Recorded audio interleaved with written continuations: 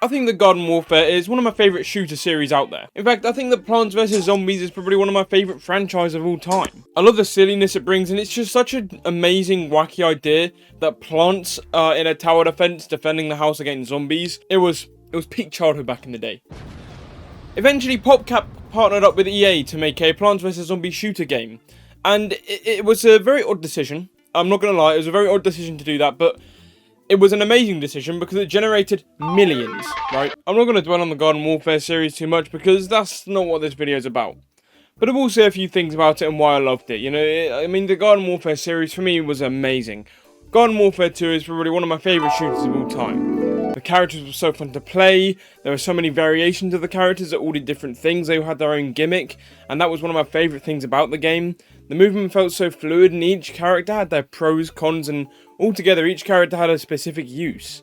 The maps were so cool and breathed so much life into the game. I thought that the backyard, especially with the open world, was an amazing addition to the game and gave it so much more life than just menu screens. The story mode there was amazing too. It was so fun to have a story mode that was worth playing because you got actual rewards from it. The quest board was a great addition and allowed you to get more rewards than you would do just completing normal games. The infinity packs are, you know, they're definitely there. And there's just so much more I could say about this game, but I feel that those are the main reasons that I really love it. And the game just has so much character and so much life. They managed to give the game a full personality, from the art style to the silliness. I just think it is such a great game series. But then came summer 2019, when a new trailer came out for the next Plants vs Zombies game. Plants vs Zombies Battle for Neighbourville. And I was hooked. Because I was on holiday at the time. I watched this trailer like 20 times. I'm not even kidding, probably more than that. I just loved the look of the game. I loved the song. Obviously the trailer wasn't finished. If you go back and watch it now, it's still on YouTube, you can tell. But it was so cool. I loved the look of it. This trailer, along with the leaks, came with the Picnic Beta, which people could sign up to, and they would get randomly picked to confidentially playtest the game. And whoever the fuck thought that it was a good idea to let the public playtest a game, fire that guy, man, because it all leaked online. Everything leaked online. Everyone's opinions on the game leaked online, and well, the feedback from what I can remember, it was not very good at all. You know, it was not good at all. And then on the 4th of September 2019, they released a full trailer that was leaked, and the music was a lot worse in the actual trailer than it was in the first trailer, but it is what it is. It released, and it released that day as well, and it was called the Founders Edition that day.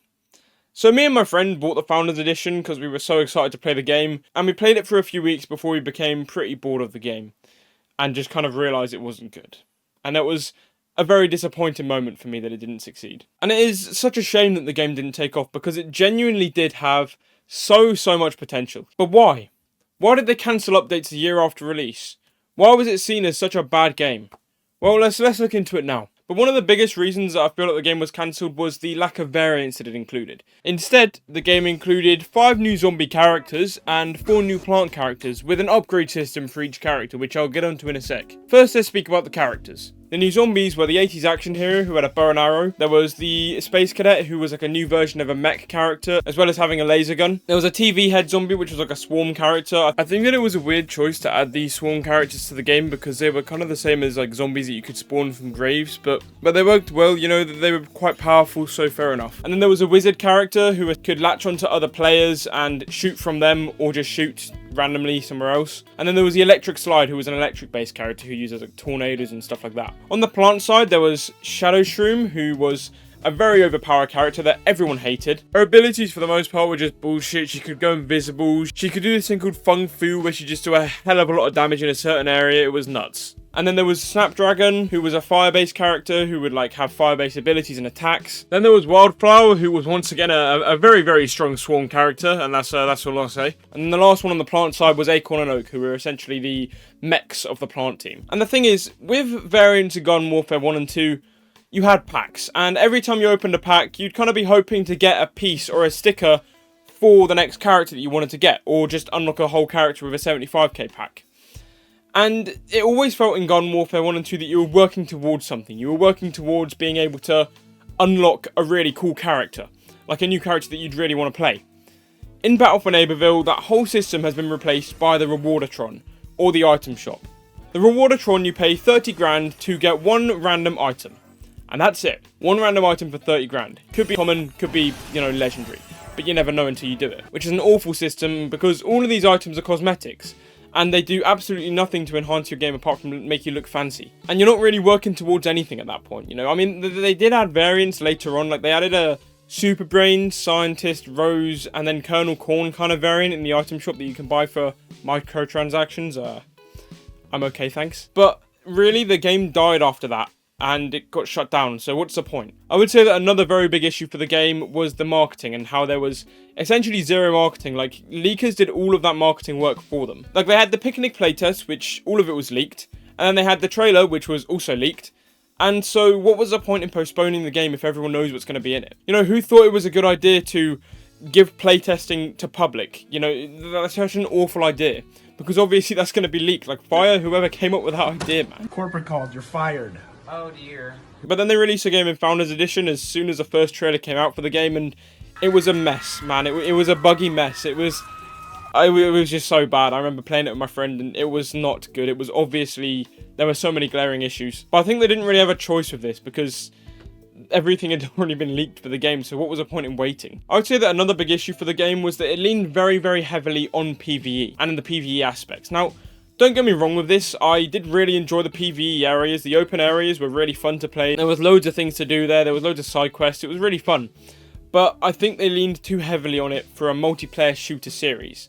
And it definitely drew back from the multiplayer gameplay. Because if you go into the portal, there are 2 game modes featuring Team Vanquish and Turf Takeover, with one kind of additional game mode that comes around each week. And these PvE places kind of make the rest of the game, apart from this, feel very barren.